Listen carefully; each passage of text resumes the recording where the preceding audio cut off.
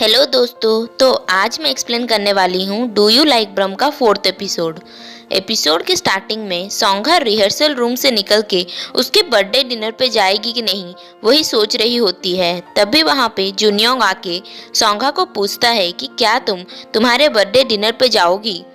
तब सोंगा बोलती है कि मेरे सारे दोस्त मेरे लिए टाइम निकाल के आ रहे हैं तो मैं कैसे नहीं जाऊंगी। तब जुनियोंग बोलता है तो ठीक है, मैं तुम्हें वहां पे छोड़ देता हूँ क्योंकि बाहर बहुत बारिश हो रहा है। फिर जब वो लोग वहां से जाने वाले होते हैं तभी अचानक वहां सोंगा बोलती है कि मैं वहां पे नहीं जाना चाहती, क्या ये सही रहेगा। तब जुनियोंग बोलता है कि तुम्हें सिर्फ अपने बारे में सोचना चाहिए, दूसरों के बारे में नहीं। तुम्हें जो अच्छा लगता है तुम वो करो। तब सोंगा अपने घर जाने वाली होती है तभी वहां पे दोंगयुन आ जाता है और वो सोंगा को पार्टी में चलने के लिए बोलता है और वो जुनियोंग को भी इनवाइट करता है, जिसके बाद उन दोनों को डिनर में जाना पड़ता है। पार्टी में सोंगा दोंगयुन से डिस्टेंस मेंटेन करने की कोशिश करती है और वो उसे अवॉइड करती है।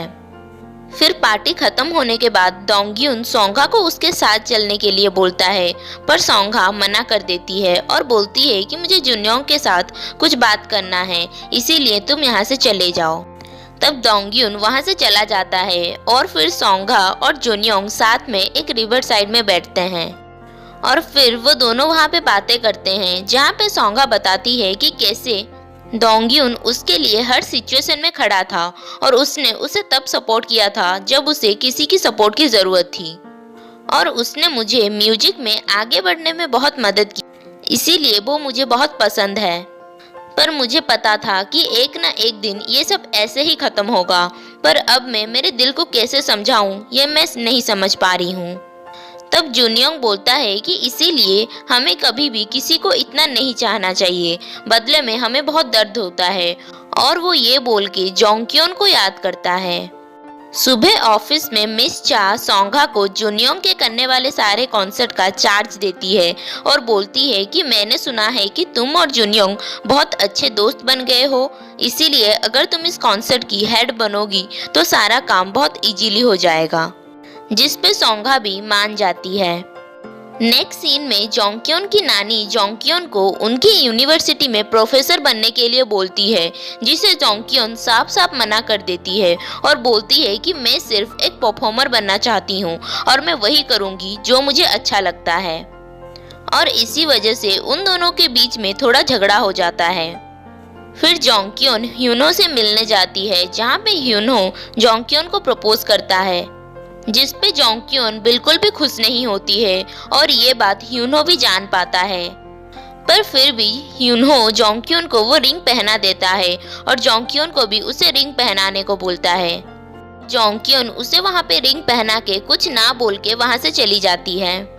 बाद में जोंगक्योन उस रिंग को निकाल के वहीं बाथरूम में रख देती है, जिसके बाद में जब सोंगा बाथरूम जाती है तब वो उस रिंग को देखती है और वो भाग के जोंगक्योन को उस रिंग को लौटा देती है और बोलती है कि मुझे लगता है कि ये तुम्हारा रिंग था जो तुमने बाथरूम में छोड़ दिया था।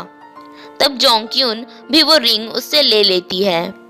रिहर्सल रूम में जुनियोंग ह्यूनो की रिंग को नोटिस करता है। तब ह्यूनो जोंगक्योन को बताता है कि वो बहुत जल्दी जोंगक्योन को शादी करने वाला है। ये सुन जुनियोंग बोलता है कि क्या जोंगक्योन ने भी हाँ बोल दिया, और ये बोल के वो अपना मुंह लटका देता है। फिर बाद में जोंगक्योन रिहर्सल रूम में आती है। तभी ह्यूनो नोटिस करता है कि जोंगक्योन ने उसका दिया रिंग निकाल दिया है। वो तीनों प्रैक्टिस करना शुरू करते हैं, पर उन तीनों का प्रैक्टिस में कोई ध्यान नहीं होता है, इसीलिए उन तीनों का ताल नहीं मिल रहा होता है। वो तीनों ही अपना अलग अलग ताल बजा रहे होते हैं, जिसके बाद जुनियोंग अपना पियानो बजाना छोड़ के वहाँ से निकल आता है। जोंगक्योन उसके पीछे पीछे आती है और उसे बोलती है कि तुमने मुझे इस बार मेरा बर्थडे प्रेजेंट क्यों नहीं दिया। जुनियोंग बोलता है कि मैंने तुम्हें पहले भी कह दिया है कि मैं तुम्हारे लिए और कभी भी ब्रह्म नहीं बजाऊंगा। और तभी वहाँ सोंगा आ जाती है, जिसे देख जुनियोंग उसके साथ कॉन्सर्ट के बारे में मीटिंग करने का बहाना करके वहाँ से चला आता है। और इस तरफ ह्यूनो को भी पता चल जाता है कि जोंगक्योन और जुनियोंग के बीच में कुछ तो है जो वो दोनों उससे छुपा रहे हैं। और शायद जुनियन और जोंगक्योन को एक दूसरे के लिए फीलिंग्स है, इसीलिए वो उससे ये बात छुपा रहे हैं। जिसके बाद ह्यूनहो जुनियोंग के घर जाता है और वो वहाँ पे ड्रिंक करने लगता है और वो वहाँ पे जुनियोंग को पूछता है कि तुम्हारे और जोंगक्योन के बीच में क्या चल रहा है जो तुम दोनों मुझे नहीं बोल रहे हो। और फिर वो उसे पूछता है कि तुम कोरिया कितने दिनों के लिए आए थे और तुम कब वापस जाने वाले हो। तब जुनियोंग बोलता है कि मुझे नहीं पता कि मैं कब वापस जाऊंगा। तब ह्यूनहो बोलता है कि तुम जितनी जल्दी हो सके यहाँ से चले जाओ। ये सुन जुनियोंग को बहुत बुरा लगता है, पर वो उसे कुछ भी नहीं बोलता है। सुबह जुनियोंग की माँ जुनियोंग से मिलने आती है और उसे फिर से पैसे मांगने लगती है, जिसे जुनियोंग बोलता है कि आपने तो कहा था पापा बदल गए हैं और वो जुए नहीं खेलते हैं, लेकिन आपने मुझसे झूठ बोला था, पापा अभी भी जुए खेल रहे हैं। तब जुनियोंग की माँ उससे माफ़ी मांगती है और जुनियोंग बोलता है कि आप यहाँ से जाइए, मैं आपको जल्दी ही पैसे पहुँचा दूंगा। इस तरफ सोंगा कॉन्सर्ट के लिए सब अरेंजमेंट कर रही होती है और वो कॉन्सर्ट हॉल को देखने के लिए गई होती है। तभी वहाँ एक फाइनेंस ऑफिसर आके सोंगा का बेइज्जती करने लगता है और बोलता है कि तुम उस फाउंडेशन में एक इंटर्न हो ना, और उस फाउंडेशन का हमारे बिना कोई वजूद ही नहीं है, क्योंकि अगर उसे हम फाइनेंशियली सपोर्ट नहीं करते तो आज वो फाउंडेशन होता ही नहीं। हमारा फाउंडेशन तो कब का डूबने वाला था, लेकिन तभी हम लोगों ने मदद का हाथ बढ़ाया, इसीलिए वो अभी तक है। और तभी वहाँ पे जुनियोंग आ जाता है और वो उस फाइनेंस ऑफिसर को मुंह तोड़ जवाब देता है और बोलता है कि तुम लोगों ने ऐसे ही इस फाउंडेशन को पैसा नहीं दिया है, बल्कि इसके बदले तुम लोगों ने बहुत कुछ लिया है। और तुम लोगों को अगर और पैसा कमाना है तो मुझे बोलो, मैं बहुत ज़्यादा कॉन्सर्ट करके तुम लोगों को सारे पैसे दे दूंगा। और फिर वो वहाँ से सोंगा को लेके चला आता है और बाद में वो सोंगा को बोलता है कि मुझे ऐसे लोगों से बहुत नफरत है जो मदद करके बदले में कुछ उम्मीद रखते हैं और अपनी मदद को दूसरे के ऊपर एक एहसान समझते हैं। नेक्स्ट सीन में जोंगक्योन और जुनियोंग आके एक कैफे में मिलते हैं। तब वहाँ जोंगक्योन जुनियोंग से पूछती है कि क्या मैं ह्यूनहो से शादी कर लूँ, तुम्हें इससे क्या कोई फर्क नहीं पड़ेगा। तब जुनियोंग वहाँ पे बोलता है कि ह्यूनहो तुम्हारी बहुत फिक्र करता है, इसीलिए तुम्हें उससे शादी कर लेना चाहिए, और ये बोल के वो वहाँ से जाने लगता है। तब जुनियोंग बोलती है कि क्या तुम्हें सच में कोई फर्क नहीं पड़ेगा और क्या तुम सच में चाहते हो कि मैं उससे शादी कर लूँ। तब जुनियोंग वहाँ पे गुस्सा हो जाता है और बोलता है कि मैं सच में तुम्हारी शक्ल कभी नहीं देखना चाहता हूँ और तुम जल्दी से ह्यूनहो से शादी कर लो और उसके साथ खुश रहो। और ये बोल के वो वहाँ से चला जाता है।